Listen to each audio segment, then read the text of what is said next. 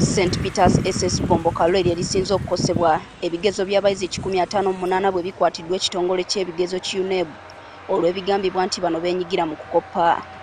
Embeera ebadde ya bunnyogovu ku ssomero lino era abalikulira beebalamye okwogerako naffe. Amasomero amalala agakwatiddwa ebigezo kuliko Mulusa Academy w'obulenzi, eno ng'ebyabayizi 65 bikwatiddwa. St. Antonio Orthodox Monde, abayizi 63 ebigezo bikwatiddwa. Makulubita Seed School, abayizi 34 bakoseddwa. Shama High School Luwero, abayizi 28 bikwatiddwa. Kakungulu High School Bombo, nali ebigezo by'abayizi 10 bikwatiddwa lwa kukoppa. Ku ssomero lino tusanzeewo abamu ku bayizi abakoseddwa, wabula ng'embeera yaabwe eraliikirivu. Abayizi bano awamu n'abakulira essomero lino baganye nabo okwogerako naffe. Banga ssente tezikyalabika. Naye ate okulaba ng'oddamu okuweerera omwana si kirungi n'akamu.